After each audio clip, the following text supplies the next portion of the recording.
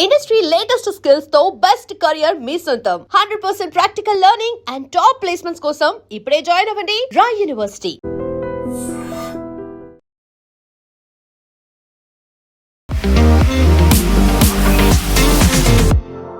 నమస్తే, నేను Kavitha. Welcome to I dream news and నిజాలు.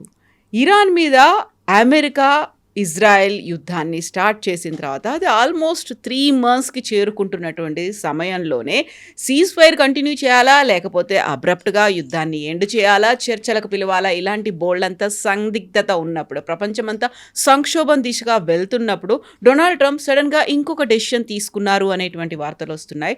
అది క్యూబా మీద అటాక్ చేయాలని. వెనిజువేలా మీద ఎలా అయితే అటాక్ చేశారో అలాగే క్యూబా నెక్స్ట్ టర్న్ అనేటువంటి వార్తలు వినిపిస్తున్నటువంటి నేపథ్యంలో చైనా అండ్ రష్యా ఇమ్మీడియట్గా మధ్యలోకి ఎంటర్ అయ్యాయి, ఇంటర్వ్యూన్ చేస్తున్నాయి. నెక్స్ట్ టార్గెట్ క్యూబాని ఎందుకు ట్రంప్ పెట్టుకున్నారు? మనతో పాటుగా ఉన్నారు సీనియర్ జర్నలిస్ట్ సురేష్ కొచ్చతిల్. సార్ నమస్తే. మనం గతంలోనే అనుకున్నాము వెనిజువేలా తర్వాత ఇంకేమున్నాయి అనుకుంటే క్యూబా ఉంటుంది, ఆ లైన్లో ఆ క్యూబా కూడా ఉందని. బట్ అనుకోకుండా ఇరాన్ వచ్చింది. ఇరాన్ని ఏం చేయాలో తెలియకుండా ఇప్పుడు మళ్ళీ క్యూబా వైపు వెళ్తున్నారని. సో ఇరాన్ని అక్కడే స్టాండ్ స్టిల్ అలాగే ఉంటుందా? ఏం చేయాలో అర్థం కావట్లేదు అసలు. అది అంతే. బికాస్ ఇప్పుడు అందరు అంటున్నారు చర్చలు నడుస్తున్నాయి, వీఆర్ డూయింగ్ టాక్స్ అంటారు. యాక్చువల్లీ టాక్స్ ఏం జరగట్లేదు. అసీం మునీర్ వెళ్తున్నారని చెప్పారు, అసీం మునీర్ కూడా వెళ్ళట్లేదు ఇరాన్కి. ప్రాబ్లం ఏమైందంటే సౌదీ అరేబియా హజ్ నడుస్తుంది ఇప్పుడు. ఈ హజ్ సీజన్లో మీరు బాంబు వేస్తే ఇరాన్ మళ్ళీ మా మీద బాంబు వేస్తారు, మొత్తం ఫ్లైట్స్ అని ఆగిపోతాయి. Hajj will become a big problem. పిలిగ్రిమ్స్కి చాలా ప్రాబ్లం అయిపోతుంది. మన లోకంలో అన్ని కోణాల నుంచి వస్తారు కదా వాళ్ళు, అప్పుడు పెద్ద ఇష్యూ అయిపోతుందని చెప్పి పెట్టారు. ఇది ఇంటర్నేషనల్ మీడియా ఎక్కడ మాట్లాడలేదు. నేను మొన్న ఒక అరబిక్ న్యూస్ రిపోర్ట్లో చూశాను. ఇది దే ఇంగ్లీష్లో ట్రాన్స్లేట్ చేసుకొని దేవర్ సేయింగ్ సౌదీ అరేబియా దానికోసం రిక్వెస్ట్ చేశారు because of Hajj. After Hajj you do what you want, ఇప్పుడు చేయకండి. దానికి ఒక ఎక్స్క్యూజ్ క్రియేట్ చేశారు ప్రెసిడెంట్ ట్రంప్, దేయింగ్ దట్ మేము చర్చలు నడుపుతున్నాం. ఏం చర్చ నడవట్లేదు ఇప్పుడు, నథింగ్ ఈజ్ హ్యాపెనింగ్. ఎందుకంటే ముస్తఫా ఖమేనీ నిన్న ఒక స్టేట్మెంట్ కూడా ఇచ్చారు, which Reuters had quoted, saying that ఇక్కడి నుంచి యురేనియం తీసుకెళ్లే ప్రసక్తే లేదు, ఇంత అణు మాత్రం కూడా వెళ్ళదు. సో కానీ దాన్ని డినై ఎవరు చేశారు? యుఎస్ డినై చేస్తున్నారు. ఏది చెప్పింది ఇరాన్, డినై చేస్తుంది US. So you can make out very clearly ఏ నెగోసియేషన్స్ నడవట్లేదు. పాకిస్తాన్ వాళ్ళు తిరుగుతున్నారు, అక్కడిక్కడ తిరుగుతున్నారు, కానీ ఎక్కడికి ఏం జరగట్లేదు. సో దాని నడిమిట్లో ఈ క్యూబన్ క్రైసిస్ యాక్చువల్లీ ఇది మొదలైంది, కొన్ని రోజులు అయింది యాక్చువల్లీ, ఇప్పుడు కొత్త కాదు. కానీ నిన్న ఒక మార్పు ఏమొచ్చిందంటే పాత 1996లో ఈ క్యూబా నుంచి పారిపోయిన చాలామంది అండర్ కమ్యూనిస్ట్ రూల్ వాళ్ళు ఫ్లారిడాలో వెళ్ళి సెటిల్ అయ్యారు, యుఎస్ సదర్న్ కోస్ట్లో. అండ్ అదే ఫ్లారిడాలో మార్కో రూబియో అక్కడి నుంచి వచ్చారు. He speak Spanish, is a son of వీళ్ళు క్యూబన్ ఇమిగ్రెంట్స్ కొడుకు ఆయన.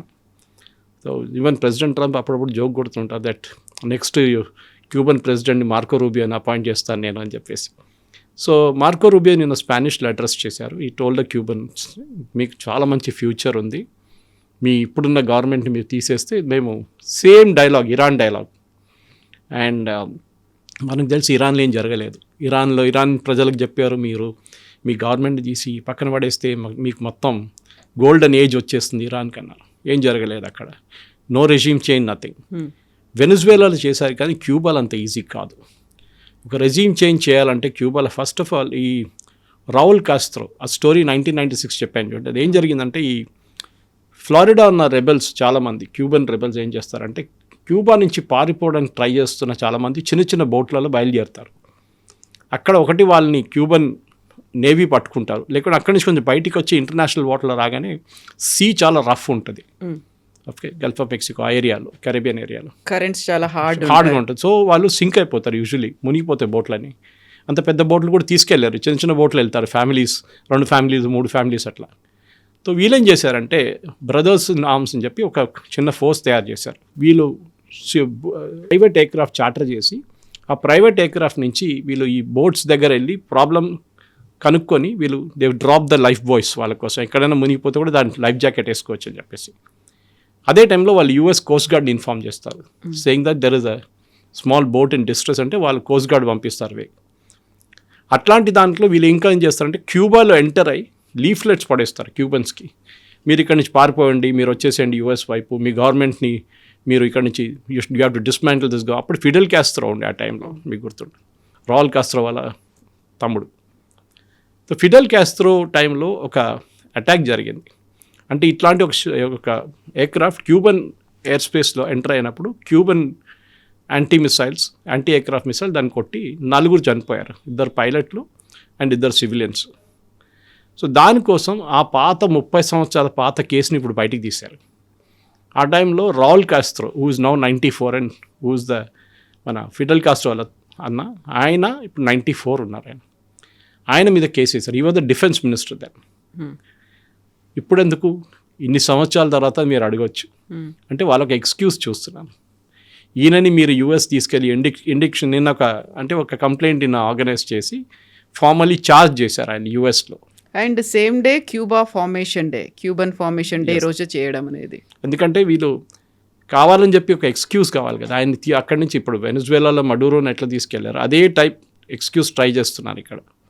వీళ్ళ లాజిక్ ఏంటంటే ఒకసారి రాల్ కాస్ట్రోని అక్కడికి తీసుకెళ్ళిపోతే క్యూబన్ రిజిమ్ మొత్తం పడిపోతుంది. అట్లా కాదు, ఆయన రిటైర్ అయ్యి 10 సంవత్సరాలు అయింది. ఇప్పుడు పవర్ ఆయన చేతిలో లేదు టెక్నికలీ స్పీకింగ్, కానీ వాళ్ళ కమ్యూనిస్ట్ వాళ్ళ దాంట్లో నడుస్తుంది, భావజాలంలో నడుస్తుంది అక్కడ. కానీ క్యూబాలో ఫస్ట్ టర్మ్ ప్రెసిడెంట్ ట్రంప్ తర్వాత కూడా ఆయిల్ క్రైసిస్ ఒకటి మొదలైంది. ఇప్పుడు సెకండ్ టర్మ్లో రాగానే ఇంకా చాలా స్ట్రిక్ట్ చేసేసారు. ఒక్క షిప్ ఆయిల్ తీసుకుని ఒక షిప్ కూడా అక్కడ వెళ్ళకూడదు క్యూబాలో అని చెప్పి ఒక శాంక్షన్ పెట్టేశారు యూఎస్. అది కాకుండా ఏ మెడిసిన్స్ కూడా క్యూబాకి వెళ్ళదు, ఫుడ్ కూడా క్యూబాకి వెళ్ళదు అని చెప్పేసి ఇది అక్కడున్న చాలా పెద్ద ఒక క్రైసిస్ క్రియేట్ చేసింది. ఆకలితోని మందులు లేకుండా చాలామంది చనిపోయారు. మన దగ్గర మోదీ గారు కోవిడ్ టైంలో వెసల్స్ కొట్టమన్నారు. ఇప్పుడు క్యూబన్స్ అదే చేస్తున్నారు అక్కడ. ఇప్పుడున్న ఈ పరిస్థితుల్లో క్యూబన్స్ బికమ్ డెస్పరేట్, ఎందుకంటే ఎలక్ట్రిసిటీ లేదు. వితౌట్ ఆయిల్ వాళ్ళు నడిపిలేరు వాళ్ళ పవర్ ప్లాంట్స్. మనలాగా బొగ్గు లేదు అక్కడ ఎక్కువ. అండ్ న్యూక్లియర్ అయితే అవుట్ ఆఫ్ క్వశ్చన్. ఇదంతా చూసినప్పుడు డెఫినెట్గా యూఎస్ ఒక చేంజ్ ఆఫ్ రెజ్యూమ్ కోరుకుంటున్నారని చాలా క్లియర్గా తెలిసిపోతుంది. కానీ ఎట్లా జరుగుతుంది, ఏం జరగబోతుంది అనేది చెప్పినప్పుడే సడన్గా రష్యా అండ్ చైనా దీంట్లో దిగారు. చైనా కూడా చాలా strict, Chinese foreign ministry spokesperson నిన్న చాలా స్ట్రిక్ట్ వార్నింగ్ ఇచ్చారు యూఎస్కి. Don't try and meddle in it, అంటే అక్కడ వెళ్ళి మీరు క్యూబాలో ఏం ట్రై చేయకండి అని చెప్పేసి. రష్యా కూడా అదే అన్నారు. రష్యా కన్నా ఎక్కువ సీరియస్ తీసుకునే చైనాని సీరియస్గా తీసుకుంటారు. ఇన్ఫ్యాక్ట్ రష్యా అండ్ చైనా ఇప్పుడు కాదు, 1960s క్యూబాలో వీరిద్దరు నడిమిట్లో టెన్షన్ ఉండే. అప్పుడు యూఎస్ పక్కన ఉండే, వీళ్ళిద్దరు నడిమిట్లో. అదే ఎందుకంటే అప్పుడు క్యూబన్ మిసైల్ క్రైసిస్ అని చెప్పి ఒక క్రైసిస్ ఉండే జాన్ ఎఫ్ కెనడీ టైంలో 60s. అదేం జరిగిందంటే ఆ టైంలో అమెరికా వాళ్ళ మిసైల్స్ తీసుకెళ్ళి ఇంగ్లాండ్, టర్కీ అక్కడ పెట్టారు న్యూక్లియర్ మిసైల్స్. ఐ థింక్ ఇంగ్లాండ్లో పెట్టిన దాని ప్రాజెక్ట్ పేరు ప్రాజెక్ట్ ఎమిలీ అని ఉండే. అండ్ ఇదంతా సోవియట్ యూనియన్ స్ట్రైకింగ్ డిస్టెన్స్లో ఉండే మిసైల్స్ అని. అది చూసిన రష్యా, అంటే అప్పుడు యూఎస్ఎస్ఆర్కి కోపం వచ్చి వాళ్ళేం చేశారు, మీరు ఇది చేస్తారని చెప్పి క్యూబాలో తీసుకెళ్ళి వాళ్ళ మిసైల్స్ పెట్టారు. అదొక యూఎస్ రికానసెన్స్ ఫ్లైట్ దాని కెమెరాలో క్యాప్చర్ చేసుకుంది. అప్పుడు యూఎస్ ఏం చేశారు, వాళ్ళు డిమాండ్ చేశారు, మీరు ఇక్కడ తీయకపోతే మేము మీ మీద న్యూక్లియర్ అటాక్ చేస్తాం అని. That's called the Cuban missile crisis. I think American foreign పాలసీలో అన్నిటికీ పెద్ద, ఇప్పుడు కూడా చాలా మటుకు పొలిటికల్ సైన్స్ స్టూడెంట్స్ అంతా చదువుతున్న ఒక case study, the Cuban missile crisis. అది ఆల్మోస్ట్ 2 వారాలు జరిగినాయి టెన్షన్ అక్కడిక్కడ. దాని తర్వాత చర్చలతోని యూఎస్ డిసైడెడ్ వాళ్ళ మిసైల్స్ బ్రిటన్ నుంచి విత్డ్రా చేసుకుంటారు, టర్కీ నుంచి విత్డ్రా చేసుకుంటారు, వీళ్ళేమో మా వైపు నుంచి మా మిసైల్స్ మేము తీసుకెళ్ళిపోతామని. అక్కడ అది గాట్ ఫినిష్డ్. కానీ అప్పటి నుంచి కూడా టెన్షన్ తగ్గలేదు. ఎట్లయినా క్యూబన్ రెజీమ్ని వీళ్ళు కొట్టాలని చూస్తే, కానీ వాళ్ళకి సపోర్ట్ మెయిన్లీ రష్యా నుంచి వచ్చేది. ఆ టైంలో USSR was all powerful and Cuba also ఒక మోడల్గా ఉండే కమ్యూనిస్ట్ గవర్నమెంట్ భావజాలంలో. యూఎస్ ఇంత దగ్గర ఉంది వాళ్ళకి. సో యూఎస్కి పడలేదు, వీళ్ళకి పడదు. సో ఇది అప్పటి నుంచి నడుస్తున్న ప్రాబ్లం. ఇప్పుడు ఉంది అంటే వెనిజువేలాని తీసేసిన తర్వాత, వెనిజువేలాలో మడూరోని కిడ్నాప్ చేసిన తర్వాత వాళ్ళకి ఇప్పుడు ఈయనని కూడా తీసుకెళ్ళిపోతే బాగుంటుందేమో అని చెప్పి ఈ 1996లో జరిగిన ఘటనకి ఇప్పుడు ఒక ఇండిక్ట్మెంట్ తీసుకొచ్చారు వాళ్ళు 30 years later. కానీ it is not going to be easy. అంత ఈజీ కాదు. వెనిజువేలాలో జరిగింది డిఫరెంట్, ఇక్కడ జరగబోయేది డిఫరెంట్ ఉంటుంది. ఇక్కడ ఇప్పుడు కూడా వెనిజువేలన్ ఆర్మీలు కాదు, క్యూబన్ ఆర్మీ ఇప్పుడు కూడా చాలా మోటివేటెడ్, ట్రైన్గా ఉన్నారు. బహుశా ప్రెసిడెంట్ ట్రంప్ ఇరాన్లో చూసిన అదే ఫ్లాప్ షో ఇక్కడ కూడా జరగవచ్చు మోస్ట్లీ. ఆయన ఒక డైవర్షన్ టాక్టిక్ అని అమెరికాలో ఉన్న క్యాపిటల్లో ఉన్న చాలామంది పార్లమెంటేరియన్స్ అంటున్నారు, వాళ్ళ కాంగ్రెస్ మెన్ అంటున్నారు. అంటే అక్కడ ఓడిపోయాడు కదా, ఇరాన్లో ఏం చేయలేకపోతున్నాడు. క్యూబా చేసేసి మేము గెలిచేసాం యుద్ధం అని చెప్పి ఇంటికి తిరిగి రావడానికి ట్రై చేస్తున్నారు ట్రంప్ అంటున్నారు అనమాట. బహుశా కరెక్ట్ ఉండొచ్చు. అటెన్షన్ డైవర్ట్ చేస్తున్నారు. ఇరాన్లో మొత్తం ఏం చేయలేకపోతున్నారు, అట్లీస్ట్ క్యూబా చూపిద్దాం వీళ్ళకి, క్యూబాలో చేసాం కదా మేము అని చెప్పి ఒక విక్టరీ వచ్చేసిందని చెప్పి రిటర్న్ వచ్చేస్తారు. సో వాళ్ళు నిన్న పొద్దున్న నుంచి ఒక యుఎస్ఎస్ నిమిట్స్ అని చెప్పి దట్స్ అ క్లాస్ క్యారియర్, అంటే వన్ ఆఫ్ ద బిగ్గెస్ట్, చాలా పెద్ద ఎయిర్క్రాఫ్ట్ క్యారియర్, పసిబిలీ ద బిగ్గెస్ట్ అనుకో, అన్నిటికంటే పెద్దది వాళ్ళ నేవీలో ఉన్నది. దాన్ని క్యూబా పక్కన డిప్లాయ్ చేశారు.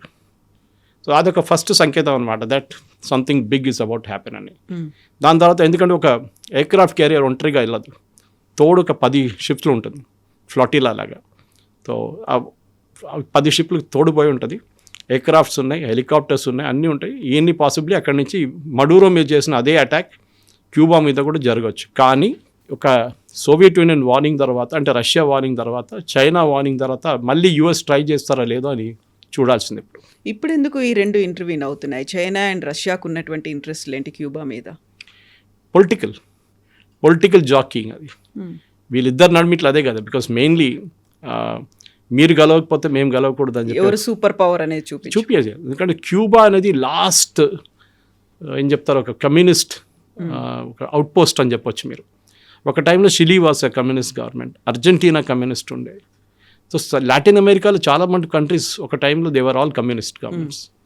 కానీ ఇప్పుడు కాదు, నౌ దే ఆర్ నాట్. ఇప్పుడు అందరు మారిపోయారు. In fact Latin America language Spanish, even క్యూబాలో స్పానిష్ మాట్లాడతారు ఎక్కువ. ఇప్పుడు మనం అనుకుంటా స్పానిష్కి దీనికి సంబంధం, they were original Spanish colonies అంతా. జస్ట్ లైక్ మనం ఇఫ్ యు టేక్ కెనడియన్లో క్యూబెక్ ప్రావిన్స్లో ఫ్రెంచ్ మాట్లాడతారు. ఆఫ్రికాలో చాలా దేశాలు ఫ్రెంచ్ మాట్లాడతారు, because they were all French colonies before. ఇప్పుడు వీళ్ళ స్ట్రైక్ గ్రూప్ ఏం చేస్తున్నారంటే, ఒక బహుశా what can happen is bombing అయితే జరగదు. ఆయన ఎట్లయినా 94 year old, ఆయన తీసుకొచ్చి ఏం చేస్తారు? పాసిబ్లీ రెస్క్యూ అటెంప్ట్లో ఆయన చనిపోతారు అట్లనే. ఎందుకంటే 94-95 నడవలేకపోతున్నారు ఆయన తీసుకొచ్చి మీరు యూఎస్ తీసుకొచ్చి ఏం ట్రై చేస్తారు? అక్కడ బాధిత కుటుంబాలు ఏవైతే ఉన్నాయో వాళ్ళు న్యాయం కోసం ఎదురు చూస్తున్నారు. ఇప్పటికీ కూడా వాళ్ళు బాధతో ఉన్నారు. వాళ్ళకంటూ ఒక న్యాయం జరగాలి కాబట్టి ఈయన తీసుకొస్తాము అనేది ట్రంప్ చెప్తున్నాడు. కరెక్ట్ చెప్పొచ్చు, కానీ అది ఇప్పుడు ఫిడెల్ కాస్ట్రోని కూడా తీసుకొస్తారు. ఆయన చనిపోయింది కదా, ఆయన టైంలో జరిగింది. ఆయన డిఫెన్స్ మినిస్టర్గా ఉన్నారు. ఇదే కేసు పోలాండ్లో జరిగింది. ఇదే కేసు మీరు యుగోస్లావియాలో ట్రై చేశారు. అక్కడ అన్నీ మీరు రెజ్యూమ్ చేంజ్ జరిపారు. మీరు సొమాలియాలో ట్రై చేసి చూశారు, వియట్నాంలో, దానికన్నా చాలా ముందు వియట్నాంలో ట్రై చేశారు. ఎవ్రీవేర్ అమెరికా ఫ్లాప్ అయింది. సరే యుగోస్లావియాని 3 ముక్కలు 4 ముక్కలు చేశారు, అది ఇప్పుడు సపరేట్గా అయిపోయింది. స్లోవాకియా కానీ అట్లాంటి సపరేట్ కంట్రీస్ అయిపోయినాయి. కానీ మీరు ఇరాక్లో ఏం చేశారు, లిబియాలో ఏం చేశారు, మీరు సిరియాలో ఏం చేశారు? ప్రతి చోట వీళ్ళు వెళ్ళిన చోట్ల అన్నీ ఇప్పుడు గవర్నమెంట్ అంతా డీస్టెబిలైజ్ అయిపోయింది. సో రేపు వీళ్ళని తీసిన తర్వాత అజ్యూమ్ చేద్దాం మనం, రోయల్ కాస్ట్రోని తీసుకెళ్ళిపోయారు. నెక్స్ట్ ఏం చేస్తారు వీళ్ళు? ఒక వెనిజువేలన్ మోడల్ అడాప్ట్ చేస్తారా, అంటే వాళ్ళ దాని నుంచి ఒకరిని తీసుకొచ్చి కూర్చోబెడతారా? ఇప్పుడు ఇరాన్లో చూస్తున్నారు మనం, వాళ్ళ పాత ఒక ప్రెసిడెంట్ ఉండే వీళ్ళది, ఆయన ఐ ఫర్గెట్ హిస్ నేమ్, అహ్మదీజనాద్ ఇప్పుడు జైల్లో ఉన్నారు. ఆయన ప్రెసిడెంట్గా ఉన్నప్పుడు ఈ ఖొమేనీ వ్యతిరేకంగా కొంచెం తిరిగారు ఆయన అమెరికన్ సపోర్ట్తోని. అప్పుడు అమెరికన్ ఏజెంట్ అన్నారు, ఆయన్ని జైల్లో వేశారు. ఆయన్ని ప్రెసిడెంట్గా ఇంపోజ్ చేయాలని ఇప్పుడు కొత్త స్టోరీ బయటకు వస్తుంది. అది ఇజ్రాయెల్ ట్రై చేశారంట. ఈ యుద్ధం మొదలైనప్పుడు ఫస్ట్ డే బాంబింగ్ జరిగింది చూడండి, February 28 2వ 3వ మార్చ్కి ఈయన్ని ప్రెసిడెంట్గా అనౌన్స్ చేయడానికి ట్రై చేశారు. కానీ బ్యాడ్ లక్ ఏంటంటే ఈయన ఉన్న జైలు మీద కూడా ఇజ్రాయెల్ బాంబు వేశారు. హౌస్ అరెస్ట్లో ఉన్నారు ఆయన దాంట్లో ఆయన గాయాలయ్యాయి. So they could not bring him out అన్నమాట దానికోసం. సో ఎనీవే ఇప్పుడు ఇక్కడ తీస్తే ఎవరిని తీసుకొస్తారు? అదే కమ్యూనిస్ట్ భావజాలు, అదే కమ్యూనిస్ట్ రెజ్యూమ్ నుంచి ఎవరైనా కూర్చోబెట్టాల్సి వస్తుంది. మార్కో రూబియోని మీరు పంపేయలేరు, ఇట్స్ నాట్ పాసిబుల్. కానీ క్యూబాలో జరగబోయేది ప్రెసిడెంట్ ట్రంప్కి ఇంకో ఫ్లాప్ షాగా మారిపోతుందని చాలామంది అమెరికన్ కామెంటేటర్స్ అంటున్నారు, అమెరికన్ పొలిటీషియన్స్ అంటున్నారు. వాళ్ళ పొద్దున కూడా నేను 2-3 ఛానల్స్లో చూశాను, అక్కడ సిఎన్ఎన్లో చూశాను, వాళ్ళందరూ ఇదే అంటున్నారు. ఎందుకు అంత పెద్ద ఇష్యూ? నా క్యూబాలో ఆయిల్ లేదు, ఏం లేదు, why do want take Cuba? ఏంటి ఒక్కటే ఏంటంటే ప్రెసిడెంట్ ట్రంప్కి ఇవాళ కూడా పొద్దున స్టేట్మెంట్ ఒకటి, ఆయన 56 సంవత్సరాలు 60 సంవత్సరాల నుంచి ఏం చేయలేని వాళ్ళు యూజ్లెస్ యుఎస్ ప్రెసిడెంట్స్ ఉన్నారు ఇప్పుడు దాకా మన దగ్గర, నేనే ఒకరు చేసి చూపిస్తాను క్యూబాలో ఏం చేయొచ్చు. ఆయనకి ఇదొకటే ఉంది. ఇరాన్ మొదలైనప్పుడు మీరు చూసుంటారు ఆయన చెప్పిన డైలాగులు, ఇదే డైలాగులు ఉండే. ఫ్రమ్ 1979 మన ఎంబసీ టేక్ ఓవర్ చేసిన టైం నుంచి ఇప్పుడు దాకా తెహ్రాన్లో మన గవర్నమెంట్ ఏం చేయలేకపోయారు. All US presidents have failed. నేను ఒకరే సక్సీడ్ కాబోతున్నాను. మొదలుపెట్టే యుద్ధం ఇప్పుడు ఎక్కడికి వచ్చింది మనందరికీ తెలుసు. క్యూబాలో కండిషన్స్ అసలు బాలేవు, వాటిని రివైవ్ చేయడానికి నేను హెల్ప్ చేస్తాను అనేటువంటి ఒక స్టేట్మెంట్ కూడా వస్తుంది. కరెక్ట్, క్యూబన్ సిచ్యువేషన్ చాలా దారుణం ఉంది, అది కరెక్టే, దాంట్లో డౌట్ లేదు. దానికి కారణం అమెరికానే, క్యూబా కాదు. అఫ్కోర్స్ క్యూబన్ ఎకానమీని వీళ్ళు ఎప్పటి నుంచో థ్రాటిల్ చేస్తున్నారు. ఇప్పుడు 60s నుంచి, జాన్ ఎఫ్ కెనడీ టైం నుంచి క్యూబన్లో ఏం స్టెబుల్. ఇన్ఫ్యాక్ట్ వాళ్ళ health care one of the best. Kavitha గారు వాళ్ళ హెల్త్ కేర్ మీరు చూడండి, ఇట్స్ క్యూబన్ హెల్త్ కేర్ ఇప్పుడు కూడా అంటారు చాలామంది. కానీ వాళ్ళు కోవిడ్ తర్వాత వాళ్ళు కంప్లీట్ ఎకనామిక్ కొలాప్స్ అయిపోయింది కోవిడ్ తర్వాత. చాలా కంట్రీస్ జరిగింది అనుకోండి, కానీ క్యూబా వాజ్ మోస్ట్ ఇంపాక్టెడ్. దాని నుంచి వాళ్ళు బయటికి రాలేకపోయారు. సో వాళ్ళ దగ్గర ఉన్న షుగర్ హార్వెస్ట్ కానీ మిగతా అంతా పడిపోయింది చాలా మటుకు. ఇప్పుడు ఎకనామిక్ క్రైసిస్లో ఉన్నారంటే ఎస్, ఎలక్ట్రిసిటీ లేదు. మీరు ఎలక్ట్రిసిటీ లేకుండా ఎన్ని రోజులు బతుకుతారు మీరు? ఒక బిజినెస్ లేదు, కంప్లీట్ ఎకనామిక్ స్ట్రాంగులేషన్ చేసేసారు. ఎవరు వాళ్ళతో డీల్. ఇన్ఫ్యాక్ట్ యూఎస్ ఇప్పుడు సెకండరీ శాంక్షన్స్ పెట్టారు. అంటే ఏదైనా కంపెనీ క్యూబాతో బిజినెస్ చేస్తున్నారంటే వాళ్ళ మీద కూడా శాంక్షన్స్. ఇప్పుడు ఇరాన్తో చేశారు వీళ్ళు ఇదే శాంక్షన్స్. అదే శాంక్షన్ రష్యా మీద వేశారు యూఎస్, క్యూబా మీద చేస్తారు. సో ప్రతి చోట వీళ్ళు వెళ్ళి ఏదైనా గవర్నమెంట్ వీళ్ళకి నచ్చకపోతే ఆ గవర్నమెంట్ని దింపాలి. అది అమెరికన్ స్ట్రాటజీ అన్నమాట. బట్ ఇరాన్లో ఇప్పుడు అక్కడ ఉన్నటువంటి న్యూక్లియర్ యురేనియంను తీసుకెళ్తాము అనుకుంటే ముస్తఫా ఖమేనీ నుంచి ఒక సీరియస్ వార్నింగ్ వచ్చింది. ఇంత చిన్న అణు అంతా కూడా మీరు తీసుకెళ్ళడానికి లేదు అనేది. ముస్తఫా ఖమేనీ ఉన్నారు, ఆయన వాయిస్ వస్తుంది, అండ్ హీఈస్ గివింగ్ వార్నింగ్స్ అనేది కూడా ఒకటి ఇన్ఫర్మేషన్ వస్తూ ఉన్నప్పుడు ఇరాన్లో ఏం జరుగుతుంది అనేది. ఎందుకంటే ఇప్పుడు మళ్ళీ ప్రపంచం అంతా చూస్తోంది ఆ సంక్షోభం ఏమవుతుందా, లేకుంటే ఇప్పుడున్నటువంటి పరిస్థితులు వీటన్నిటి నేపథ్యంలో ఇరాన్ గురించి అసలు ఏ ఒక్క ఇన్ఫర్మేషన్ రావట్లేదు, దాని మీద ఎలాంటి స్టేట్మెంట్లు కూడా రావట్లేవు. అండ్ ఇజ్రాయెల్ చేసే పని ఇజ్రాయెల్ చేసుకుంటూ వెళ్తోంది, ఇరాన్ అలాగే ఉంది, ఇజ్రాయెల్ అలాగే ఉంది, అమెరికా ఏం చేస్తోంది? ఏం చేయలేరు. ఇప్పుడు చాలా ఏం చెప్తారు, అంతా ఒక పెద్ద ఫ్లాప్ షో అయిపోయింది ఇరాన్ ప్రెసిడెంట్ ట్రంప్ కేసులో. నేను చెప్పాను చూడండి స్టార్టింగ్ ఆఫ్ దిస్ కాన్వర్జేషన్లో, ఏదో అక్కడ పీస్ డీల్ నడుస్తుంది, పీస్ టాక్స్ నడుస్తుంది, సౌదీ అరేబియా చెప్పారు, ఖతార్ చెప్పారు, దానికోసం నేను నాప్ పెట్టారండి. వాళ్ళు ఎవ్వరు అడగలేదు. వాళ్ళు అడిగింది ఇంతే, ఈ హజ్ సీజన్లో చేయకండి, దీని తర్వాత మీరు ఏం కావాలని చేసుకోండి. ప్రెసిడెంట్ ట్రంప్కి ఇప్పుడు యుద్ధం చేయలేరు, ఎందుకంటే ఆయనకు ఆథరైజేషన్ లేదు. ఇజ్రాయెల్ చేయొచ్చు, కానీ కొన్ని కండిషన్స్ ఉన్నాయి వేర్ ప్రెసిడెంట్ ట్రంప్ యాక్షన్ తీసుకోవచ్చు. ఏంటంటే ఒకటి, అమెరికన్ ఫోర్సెస్ మీద ఇరాన్ దాడి చేస్తే then America can hit back, అదొకటి ఉంది. సో బహుశా ఇరాన్ మీద ఇజ్రాయెల్ దాడి చేస్తే వాళ్ళు అమెరికన్ షిప్స్ మీద కానీ అమెరికన్ అసెట్స్ మీద దాడి చేస్తే, అంటే ఒమాన్లో కానీ ఖతార్లో కానీ Bahrain, Kuwait, UAE, Saudi Arabia ఎక్కడున్న అసెట్స్ మీద అమెరికన్ బేసెస్ మీద కొడితే ఇమ్మీడియట్గా అమెరికా దాన్ని యాక్షన్ తీసుకోవచ్చు. బహుశా అదే జరగవచ్చు ఇప్పుడు. కానీ అది ఇప్పుడు ఈ హజ్ సీజన్లో చేయకూడదని సౌదీ అరేబియా పెట్టిన తర్వాత ట్రంప్ చూడండి ఇప్పుడు ఎన్ని వారాలే, ఇప్పుడు వీఆర్ అట్ ద ఆల్మోస్ట్ 3వ నెలకు వస్తున్నాం మనకు. ఇప్పుడు దాకా ఏం జరగలేదు, నో టాక్స్, నథింగ్, ఒట్టే కథలు ఈ టాక్స్ అని. ఎందుకంటే the basic fact is uranium, number 1 is uranium. అది వాళ్ళకి తెలుసు కూడా ఇరాన్కి. మా ట్రంప్ కార్డు ఒకటి స్ట్రేట్ ఆఫ్ హార్మజ్, నెక్స్ట్ ఈ 2 ట్రంప్ కార్డు మీద ఆడుతున్నారు వాళ్ళు. ఈ 2 వాళ్ళు ఇచ్చేస్తే వాళ్ళ దగ్గర ఏమి ఉండదు మళ్ళీ. బహుశా మీకు దీనికి ముందు కూడా మన ప్రేక్షకులు చెప్పాను, నేను యుక్రెయిన్ స్టోరీ ఒకటి చెప్పాను. యుక్రెయిన్ దగ్గర ఒక టైంలో న్యూక్లియర్ ఆయుధాలు ఉండే, అది సోవియట్ యూనియన్ ఉన్న టైంలో. కానీ సోవియట్ యూనియన్ బ్రేకప్ చేసినప్పుడు రష్యా వచ్చి వీళ్ళ న్యూక్లియర్ వెపన్స్ అని తీసుకెళ్ళిపోయారు. మీకెందుకు, మిమ్మల్ని మేము కాపాడుతాం కదా అని చెప్పి. తర్వాత రష్యా దాడి చేశారు యుక్రెయిన్ మీద. వాళ్ళు ఏం చేయలేకపోయారు, ఎందుకంటే వాళ్ళ nothing, they have no weapons, అన్నీ రష్యా తీసుకెళ్ళిపోయారు.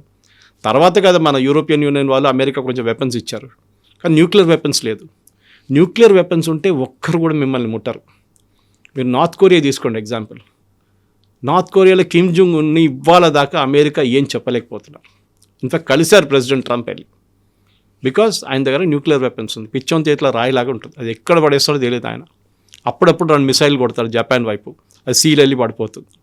సో ఆ న్యూక్లియర్ వెపన్సే మేజర్ అడ్వాంటేజ్. సో ఇరాన్కి తెలుసు దట్ మేము ఒకసారి న్యూక్లియర్ వెపన్స్ గివప్ చేస్తే దాని తర్వాత మమ్మల్ని వీళ్ళు ఎట్లా కొడతారంటే మళ్ళీ వీళ్ళు, ఇది మన క్యూబా కూడా కాదు, చాలా దారుణ పరిస్థితి అయిపోతుంది.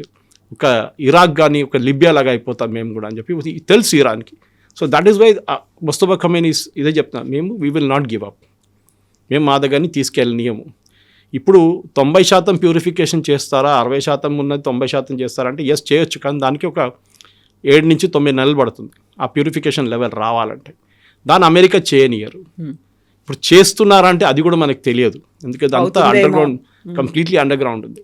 వాళ్ళు ప్యూరిఫికేషన్ దాని తర్వాత ఒక న్యూక్లియర్ మెటీరియల్ మీరు యురేనియం 90% చేస్తే అది బాంబ్ అయిన తయారు కాదు.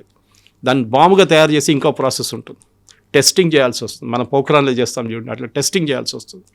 దాని తర్వాత దాన్ని లాంచ్ చేయాల్సిన మిసైల్ మీద ఉండాలి, డెలివరింగ్ మిసైల్ ఉండాలి.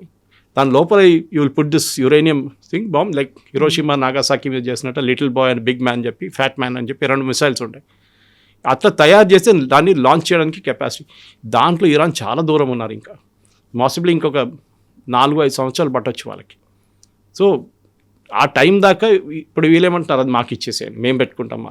ప్రెసిడెంట్ ట్రంప్ నిన్న అంటాం we will destroy it. Iran ఇవ్వరు, దే విల్ నాట్ గివ్. 400 కిలోలు అనేది చిన్న అమౌంట్ కాదు, నాట్ ఎ స్మాల్ క్వాంటిటీ, చాలా పెద్ద క్వాంటిటీ 400 కిలోలు ఉంటాయి. అండ్ యురేనియం అది కూడా. సో అదొకటి. రెండోది స్ట్రేట్ ఆఫ్ హార్మోస్, ఇది 2 కూడా ఛాన్స్ ఇవ్వ. సో ఇప్పుడు క్యూబా మీద ఎందుకు చేస్తున్నారంటే ఒక అటెన్షన్ డైవర్షన్ లాగా నడుస్తుంది.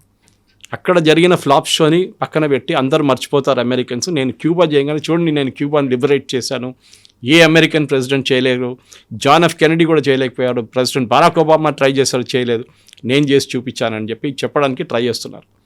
వెనిజువేలా చేశారు, కానీ వెనిజువేలాని ఎవరు అమెరికన్ సిటిజన్స్ పట్టించుకోలేదు. ఇంకోటి ఏంటంటే అమెరికన్ కంపెనీస్ మీద చాలా మటుకు వీళ్ళు నేషనలైజ్ చేశారు. ఫిడెల్ కాస్ట్రో క్యూమినిస్ట్ రిజం వచ్చినప్పుడు, దానికన్నా ముందు అమెరికన్ కంపెనీస్ ఉండే క్యూబాలో, వాళ్ళ అసెట్స్ అంతా అమెరికన్ కంపెనీస్ది వీళ్ళు నేషనలైజ్ చేశారు. సేమ్ థింగ్ మడూరో వాళ్ళ బాస్ ఉండే హ్యూగో షావెస్ అని చెప్పి, ఆయన చేసిన అదే పని. షెవ్రాన్ మీద ఎక్సన్ మొబైల్ అంతా నేషనలైజ్ చేశారు ఆయన. క్యూబాలో కూడా అదే జరిగింది, ఆయిల్ కాదు కానీ మిగతా కంపెనీస్ని. సో వీళ్ళంటే దాని ఆల్మోస్ట్ 100 మిలియన్ అది ఉంది, సో మాకు 100 మిలియన్ మాకు కావాలి, మీరు డబ్బులు ఇవ్వాలని చెప్పి క్యూబన్ గవర్నమెంట్ దగ్గర డిమాండ్ చేస్తున్నారు. ఇదంతా ఇట్ ఇస్ అగైన్ ఇంకొక ఇరాన్ వర్షన్ 2గా తయారవుతుంది. And I think president Trump ఒక్క ఫ్లాప్ షో నుంచి ఇంకో ఫ్లాప్ షోకి వెళ్తున్నాడు, అదే జరగబోతుంది. బట్ క్యూబా మీద అటాక్ చేస్తారు అనుకున్నప్పుడు ఇమ్మీడియట్గా చైనా అండ్ రష్యా ఇంటర్వ్యూన్ అవ్వడానికి ప్రయత్నాలు చేశాయి, రెస్పాండ్ కూడా అయ్యాయి. ఇక్కడ ఆల్మోస్ట్ ఒక 3 నెలలు అవుతోంది. మరి అదే చైనా రష్యా ఇరాన్ మీద అంత ఇంట్రెస్ట్ ఎందుకు చూపించట్లేదు, ఎందుకు పట్టించుకోకుండా వదిలేస్తున్నాయి? ఇరాన్కి ఒక ప్రాబ్లం ఏంటంటే చైనా ఒకటే ఏముంది, వాళ్ళ దగ్గర నుంచి 90% ఆయిల్ చైనా తీసుకెళ్తారు. కానీ అది చైనా ఇరాన్ బాగానే అనిపిస్తోంది. ఇదే ఇరాన్ యుఎస్ పక్కన ఉందనుకోండి, రేపు జాగ్రఫికలీ చైనా కాదు రష్యా అందరు వచ్చి కూర్చుంటారు అక్కడ. Because they want to somehow Cuban missile crisis అట్లనే స్టార్ట్ అయింది. వాళ్ళు అక్కడి నుంచి వాళ్ళు మిసైల్స్ కూడా పెట్టుకుంటారు అక్కడ యుఎస్ పక్కన, చూడండి మేము ఇక్కడ ఉన్నాము అని చెప్పేసి. ఇరాన్ చాలా దూరం ఉంది, దానికోసం అప్పుడప్పుడు ప్రెసిడెంట్ ట్రంప్ చెప్తుంటారు వీఆర్ సపరేటెడ్ బై 2 ఓషన్స్ అని. Exactly correct. సో దానికోసం ఇరాన్ అక్కడ దాకా రీచ్ చేయలేరు. ఇరాన్ దగ్గర ఒక మిసైల్ ఉంది అనుకోండి, 5,000 కిలోమీటర్లు ట్రావెల్ చేసే మన అగ్ని లాంటిది, then you can use it. కానీ వాళ్ళ దగ్గర లేదు, అది లాస్ట్ డిగో గాషియా దాకా కొట్టారు 2000 kilometres. So it's not a big range అంత లేదు వాళ్ళ దగ్గర. సో దానికోసం సార్ చైనాకి ఏంటంటే వాళ్ళ ఆయిల్ కావాలి, వాళ్ళ ఆయిల్ కాకపోతే రష్యా ఇస్తారు మాకు, వాళ్ళకి ప్రాబ్లం లేదు అది. కానీ ఎస్ వస్తే బాగుంటుంది. వెనిజువేలాలో ఆయిల్ పోయింది వాళ్ళ చేతి నుంచి. రష్యాకి ఇంకోటి వాళ్ళకి ఆల్రెడీ ఒక యుద్ధం నడుస్తుంది అక్కడ, వాళ్ళు దాంట్లోనే ఫుల్ కాన్సన్ట్రేషన్ ఉన్నారు. ఆ టైంలో ఇరాన్లో వచ్చి ఇరాన్ మీద పెడితే ఏం చేస్తారు, ఏం చేయలేరు. సో దానికోసం వీళ్ళిద్దరూ దే హ్యావ్ గివెన్ అప్ అని ఇరాన్. అది ఏమైతే కానివ్వండి, వాళ్ళు కొట్టుకుంటారు, వాళ్ళు వస్తారు అక్కడ అని చెప్పేసి. కానీ ఇరాన్ ఈజ్ నాట్ ఈజీ, మనం చూసాం. వాళ్ళ కరెక్ట్, వాళ్ళ ఎకానమీ మొత్తం కంప్లీట్గా ధ్వంసమైంది, వాళ్ళ ఇన్ఫ్రాస్ట్రక్చర్ మొత్తం పోయింది. కానీ డెఫినెట్గా ఇరాన్ సర్వైవ్డ్ అంతే. వాళ్ళు రేపు ఉంటారో లేదో తెలియదు ఈ గవర్నమెంట్. కానీ Cuba is a different game. Cuba geographical proximity America దగ్గర ఉన్నది అన్నిటికంటే పెద్ద అడ్వాంటేజ్. రష్యా కానీ చైనాకి అక్కడ ఇన్ఫ్యాక్ట్ లాస్ట్ షిప్ అక్కడ ఆయిల్ షిప్ వెళ్ళింది, రష్యన్ ఆయిల్ షిప్. 1 నెల ముందు యుఎస్ సడన్లీ పర్మిషన్ ఇచ్చారు రష్యాకి, మీరు ఆయిల్ పంపించవచ్చు, క్రూడ్ ఆయిల్ పంపించవచ్చు చెప్పేసి. కానీ వాళ్ళ దగ్గర రిఫైనింగ్ కెపాసిటీ లేదు క్యూబా దగ్గర. So they have to send diesel and petrol పంపించాల్సి వచ్చింది, రిఫైన్ చేసింది. ఇది చేశారు రష్యా. సో రేపు రష్యా మళ్ళీ అంటారు మేము మళ్ళీ సప్లై చేస్తుంటే యుఎస్ ఆపుతారా? వాళ్ళు ఆల్రెడీ ఒక బ్లాకేడ్, ఇరాన్ బ్లాకేడ్ లాగా ఒక బ్లాకేడ్ అక్కడ నడుస్తుంది క్యూబా పక్కన.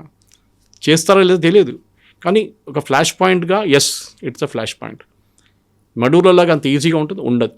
క్యూబన్ ఆర్మీ కానీ క్యూబన్ ప్రజలు డెఫినెట్గా దాన్ని అడ్డుకుంటారు అమెరికన్ ఆపరేషన్ని, దాంట్లో డౌట్ లేదు. స్ట్రగుల్ ఫర్ ఎగ్జిస్టెన్స్ అంటారు, సర్వైవల్ ఆఫ్ ద ఫిట్టెస్ట్ అంటారు. దీంట్లో ఇరాన్ గట్టిగానే అయితే నిలబడుతోంది. ఎన్ని దెబ్బలు తిన్నప్పటికీ, ఎంత లాస్ అయినప్పుడు కూడా అలాగే ఉంటుంది. బట్ మిగతా ప్రపంచాల మీద మాత్రం ఆ ఇంపాక్ట్ అనేది చాలా చాలా ఉంటుంది. దానికి తగ్గట్టుగా ఇప్పటి నుంచే స్ట్రాటజీస్, ప్లాన్స్ అన్నీ మార్చుకుంటున్నారు కాబట్టి ఇంకెవరు దాని గురించి పట్టించుకోరా? చెలేగా అన్నట్టు వదిలేస్తున్నారా? ఇంకా అంతేనా? వి నీడ్ టు యాక్సెప్ట్ అన్నట్టుగా? అమెరికన్ పాలిటిక్స్ అనేది మనం 1960 వియట్నాం నుంచి మొదలు కావచ్చు. వియట్నాం నుంచి మేము తీసుకోవచ్చు. వియట్నాంలో 19 సంవత్సరాలు వాళ్ళు పోరాటం చేశారు. Vietnamese 19 years.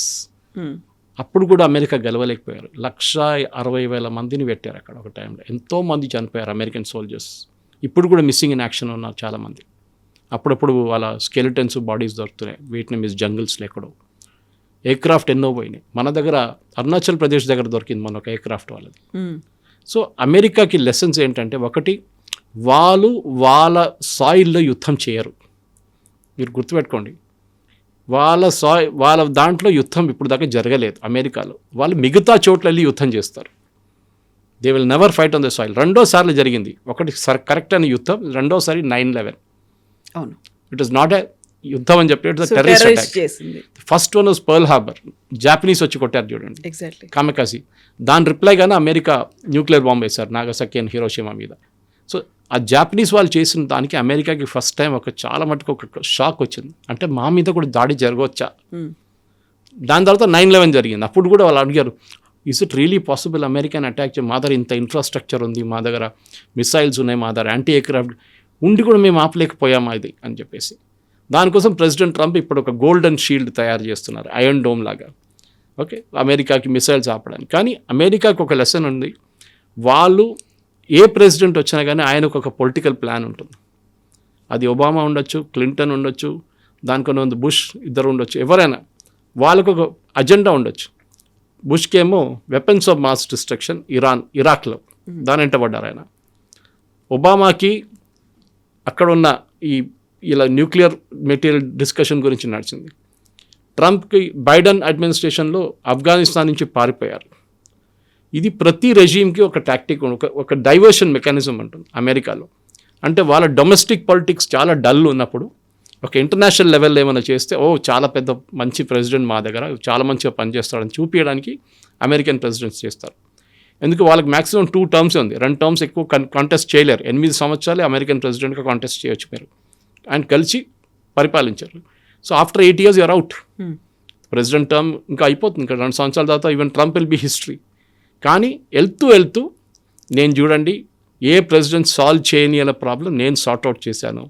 ఇరాన్ చూడండి, క్యూబా చూడండి, అన్నీ నేనే చేస్తాను అని చూపిస్తున్నారు. అదే చేశారు. క్యూబా మీద మళ్ళీ ట్రంప్ ఏమైనా వెనకడిగేస్తాడా, లేకుంటే ఎలాంటి స్టాండ్ ఉంటుంది? ఇవన్నీ కూడా కొంచెం టైం పడుతుంది మనకు అర్థం కావడానికి. ఏం చేస్తారు? Slight difference between Cuba and Iran. It's not slight, చాలా పెద్ద డిఫరెన్స్. క్యూబా దగ్గర ఆయుధాలు ఎక్కువ లేవు అండ్ యురేనియం లేదు. ఎలాగో 300 డ్రోన్ తీసుకున్నారని మొన్న ఒక లీక్డ్ మెసేజ్ ఒకటి వచ్చింది. సిఐఏ చీఫ్ క్యూబాకి వెళ్ళారు. ఆలోచించండి, మొన్న వెళ్ళారు, వారం ముందు వెళ్ళి డిస్కషన్ చేశారు అక్కడ రెజీమ్ చేంజ్ గురించి. వాళ్ళు అంగీకరించారు. క్యూబాలో ఒక సిఐఏ చీఫ్ వెళ్ళడం అనేది చాలా పెద్ద న్యూస్. అది ఎప్పుడు జరగలేదు హిస్టరీలో. సో దిస్ ఇస్ వన్ చాలా పెద్ద ఒక న్యూస్ అనమాట.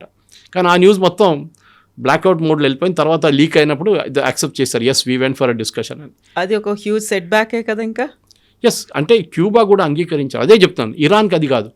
ఇరాన్ దగ్గర ఒకటి వాళ్ళ సైజ్ ఆఫ్ ద కంట్రీస్ చాలా పెద్దది వాళ్ళది.